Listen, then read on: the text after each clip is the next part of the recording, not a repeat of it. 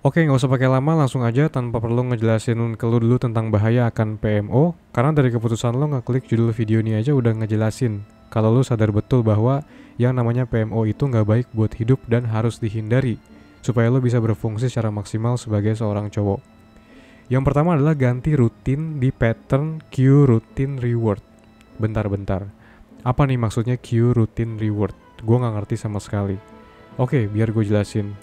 Jadi istilah Q routine reward ini gue ambil dari salah satu buku self-help terkenal yang berjudul The Power of Habit oleh Charles Duhigg. Alasan kenapa lu merasa sulit untuk berhenti PMO, meskipun lu udah tahu kalau kegiatan bejat ini bakal menghancurkan hidup lu, karena PMO udah kebentuk menjadi habit di dalam diri lu. Nah, habit itu sendiri tersusun dari Q, yaitu pemicunya, yang bikin lu terangsang untuk lanjut ke proses berikutnya. Rutin, yaitu kegiatan yang lu lakuin supaya lu bisa ngedapetin reward, perasaan senang, gembira, euforia, buah hasil dari aktivitas yang lu lakuin di proses sebelumnya, yaitu rutin. Sekarang mari kita ngehubungin PMO sama konsep Q routine reward tadi. Yang jadi Q atau pemicunya mungkin bisa jadi lu ngelihat cewek seksi di jalan gitu contohnya. Atau nggak sengaja lu terpapar konten-konten menggairahkan di feed Instagram lu atau TikTok lu. Nah, pemicu semacam ini akhirnya bikin lu bangkit dan terdorong untuk ngelakuin proses kedua, yaitu rutin, dimana perwujudannya adalah nonton bokep sambil colai. Proses kedua ini lu lakuin untuk ngedapetin ultimate goal, yaitu reward, proses ketiga dan terakhir.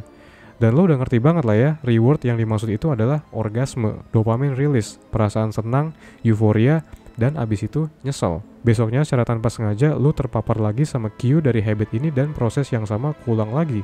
Sampai mati lu gak bakal bisa terbebas dari lingkaran setan habit PMO ini tanpa ngerti konsep Q routine reward ini dan memodifikasi spesifiknya di bagian rutin.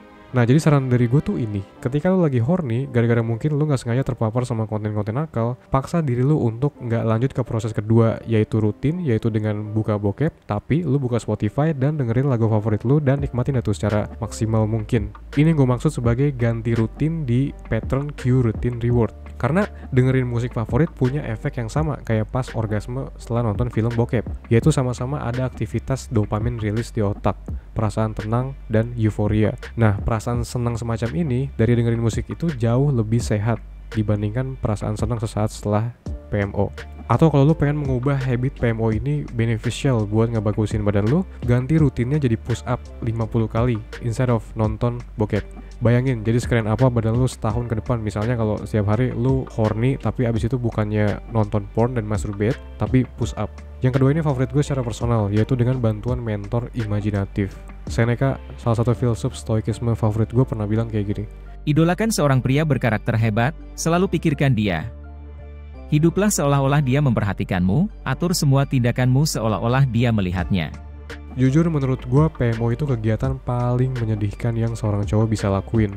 Kalau lu suka merhatiin kenapa cowok-cowok zaman dulu itu terlihat lebih maskulin dan manly, karena mereka beruntung nggak terpapar sama internet super cepet dan layar 4K kayak yang kita punya di zaman ini. Cowok-cowok zaman dulu hidupnya lebih keras, mereka harus aktif, banyak gerak, beda sama cowok-cowok zaman sekarang yang bisa milih untuk pasif duduk di depan layar seharian, konsumsi internet tanpa batas, ke-game yang nggak dikontrol, stalking cewek hot di Instagram atau TikTok, lanjut PMO. Sebuah kombinasi yang sangat super yang bikin cowok makin menjauh dari wujud idealnya, yaitu mencapai potensi genetiknya secara maksimal sebagai seorang maskulin. Soekarno pernah bilang gini, berikan aku 10 pemuda, niscaya akan kuguncangkan dunia. 10 pemuda yang dimaksud itu udah pasti dong pemuda yang mantap secara fisik, mindset, dan spiritual. Presiden pertama kita Soekarno gak perlu diraguin lagi adalah seorang pria berkarakter hebat. Kalau lo mengidolakan banget sosok Presiden Soekarno, coba bayangin apa yang bakal dia bilang kalau ngelihat lo nyia-nyiakan potensi lo dengan ngelakuin PMO. Apakah lo mau bikin dia kecewa? Apakah lo mau dia nganggap lo gak worthy as a man? Terakhir singkat aja, yaitu gue cuma mau mengingatkan kalau upaya lu untuk berhenti PMO akan jauh lebih mudah kalau lu udah punya pemahaman konkret tentang bagaimana PMO menghancurkan hidup lu. Pemahaman itu lu peroleh dari pengalaman otentik lu sendiri. Mungkin contohnya kayak lu gagal interview kerja gara-gara semalamnya kurang tidur ngelakuin PMO sampai subuh. Hal-hal kayak gini yang lu harus notice dan sadar kalau PMO itu sama sekali nggak ada faedahnya buat hidup. Sangat anti maskulin. Semakin tertanam di mindset lu kalau PMO itu jahat, dijamin semakin mudah buat lu untuk berhenti. Thank you so much udah nonton konten ini sampai habis. Please like kalau lu merasa konten ini ngebantu, dan subscribe untuk mendukung channel ini, karena dukungan dari lu sangat berarti. Feel free untuk share juga konten ini ke temen lu mungkin yang lu rasa ngalamin problem PMO dan butuh solusi. Sampai jumpa di konten berikutnya, and have a good day.